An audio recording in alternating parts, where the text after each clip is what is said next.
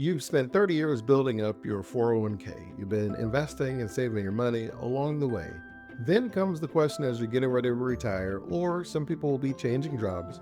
Should I leave the money in my 401k, or should I roll it over into an IRA? And while it seems like a very simple and straightforward question, the answer could actually cost or make you six figures. One wrong move with your 401k could quietly drain your retirement savings, and our goal today is to make sure that doesn't happen to you. I'm Dre Griggs, founder of Obsidian Wisdom. I help people 5 to 10 years from retirement make wise decisions in uncertain times. I had a client, let's call her Emily, who asked me if she should roll over her 401k into an IRA. And the answer to that question became a $200,000 decision for her. When you're talking about the pros of rolling the money over, for most people, we're going to be looking for more flexibility. Inside of your IRA, you are generally going to have more of a buffet style environment than compared to your 401k, which is more like a fixed menu. When you look at your IRA, you normally have more investments that you can choose from, different index funds, ETFs, fund managers. There's a lot more options normally available when you have an IRA versus your 401k. And generally, the reason is because your 401k, they're just going to be compliant. They have a set option with a couple of conservative investments, they have set options with a couple of moderate investments, and they have set options with a couple of aggressive investments. Normally inside of your 401k, from a compliance standpoint, they just have to make sure that you have at least those three options available: an aggressive, a conservative, and a moderate. When you're looking at your IRA, it normally opens you up to all of the investments inside of whatever the custodian or the platform that you use. So if you have your IRA at Schwab, that's my custodian where my clients hold their money, then outside of Schwab, they're going to have literally hundreds of thousands of investment choices that you then have access to inside of your IRA. You will not find that in a 401k. The next thing, if you're considering it from a favorable perspective, we're normally going to look at the fee structures. The fees are normally a little bit higher inside of a 401k than you're going to find inside of an IRA. And a lot of times it's because inside of your 401k, you're normally going to have very actively managed funds, right? We're going to put active in quotes, but you have actively managed funds. So there is a fee from the wrapper. That's the 401k provider. They're going to make their money. There's normally a fee inside of the funds that you have, right? Those active managers, where they're going to charge you a certain amount. And those are normally going to be a little bit higher. And then sometimes you even have different commissions and transaction fees that add up on the side, and it becomes a very expensive proposition. So normally you will find that 401ks typically are higher fees than you'll find inside of an IRA if you choose index funds inside of your IRA and other passively managed approaches.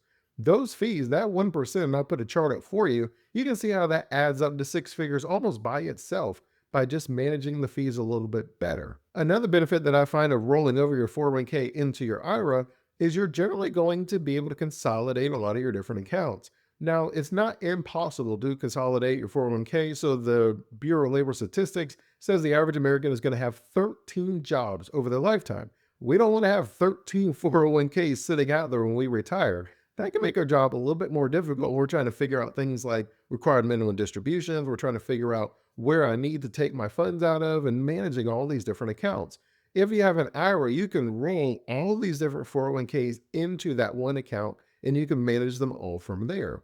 Now, there is the ability where I've seen it where people will roll their 401k from one employer to the 401k with the new employer.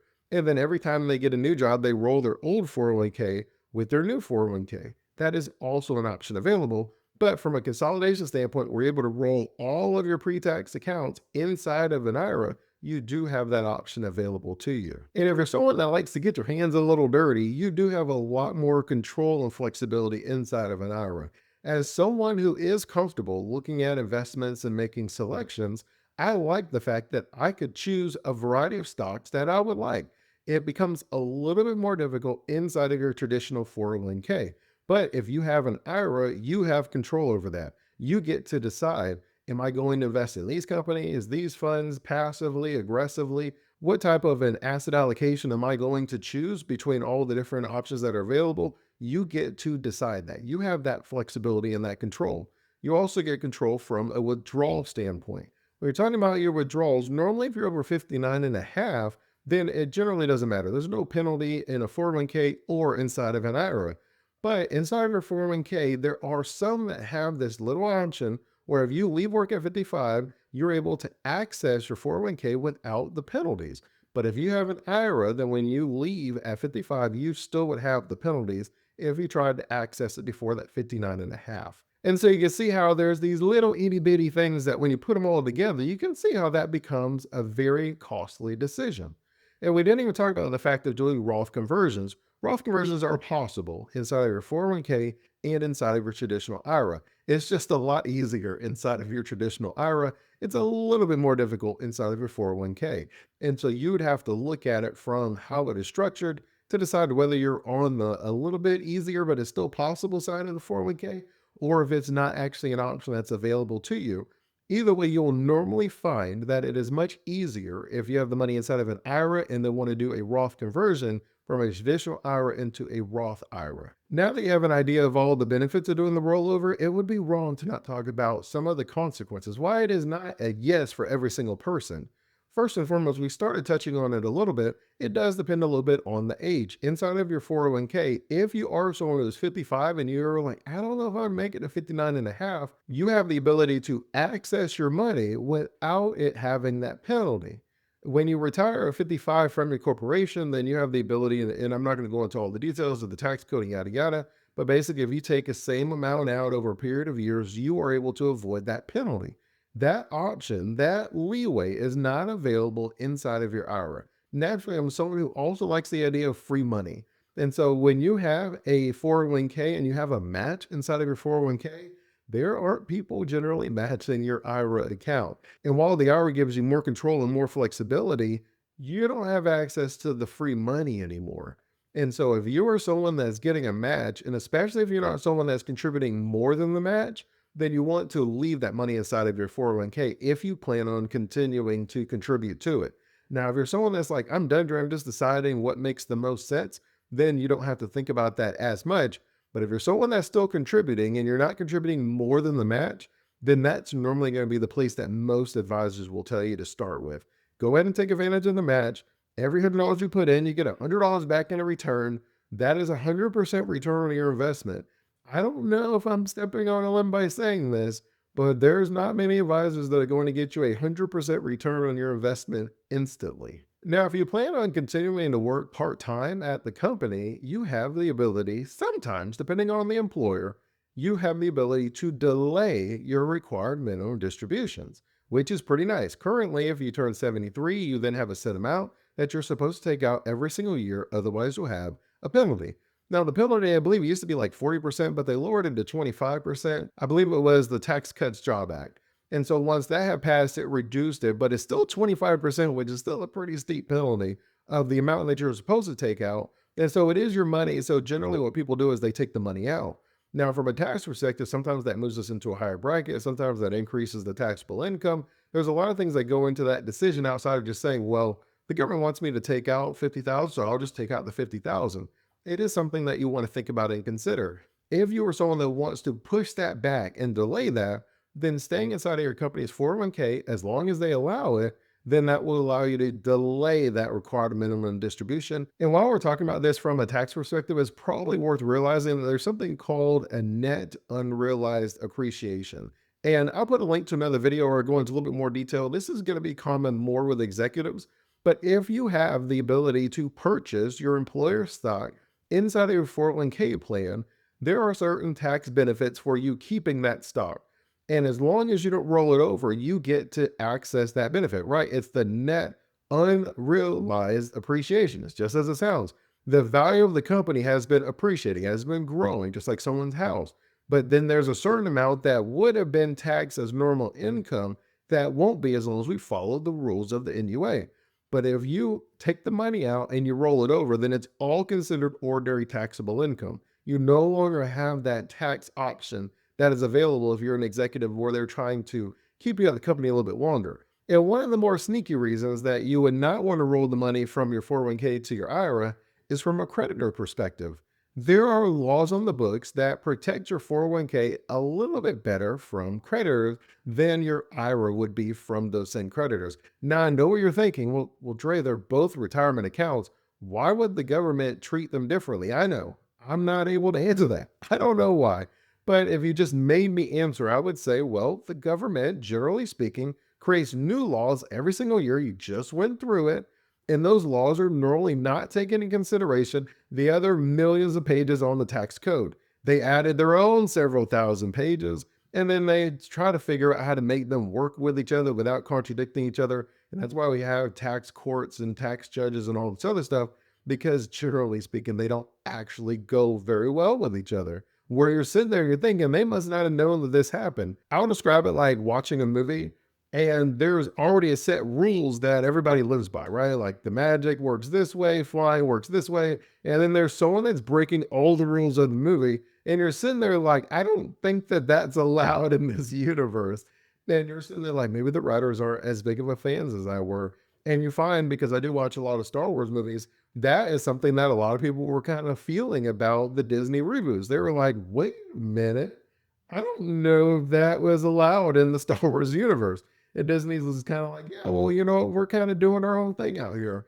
And we've seen that with a lot of different movies where you're like, I don't actually think you're allowed to do that. That's sort of how the tax code is, where you have the writers of the tax code. They're like, hey, this is what we're going to do. And then you're like, I actually don't know if that jives with the last version that you had.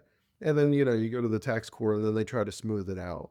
And so that is definitely something that also would have me thinking, maybe moving it from my 401k isn't going to be the best decision right now. And that's why many times why the tax code can feel so overwhelming. And I remember when I had sat down with a gentleman, I think his name was Brian, and he was talking about how he had rolled over and he wasn't aware of those tax consequences. He wasn't aware of the growth that he had lost out on because he didn't know that that was how the code was written. And I was like, look, in your defense, Mark, the code wasn't written that way, but only a couple of years ago. And then they change it and they're only written for like 5 years and then it expires or they extend it. It's actually something that's very annoying and takes a lot of time that it really shouldn't. But unfortunately for Mark, when you really took a step back and looked at the cost of that decision, the cost easily was over $100,000 because he did lose out on a lot of the growth and it did cost him more from a tax perspective. And so when you're deciding, should I roll over, there's really like 5 things to consider to just try to simplify it for you. Number 1 is, are you over 59 and a half? Number 2 is, do I own any company stock inside of my 401k? Number 3 is, are my 401k fees on the higher end? And we're talking about higher, we're normally talking about 1%, that we could probably find an index fund at a tenth of that. And other people, you need to look at the turnover ratio. And I won't go into a bunch of detail, but I remember sitting down with someone and I was looking, I was like, man, this turnover ratio is like 80%. And you can see how it's impacting the fees that you are paying these transaction fees. In a lot of ways, that's why day trading doesn't work, because you're not making enough for the fees that you pay for each of those trades.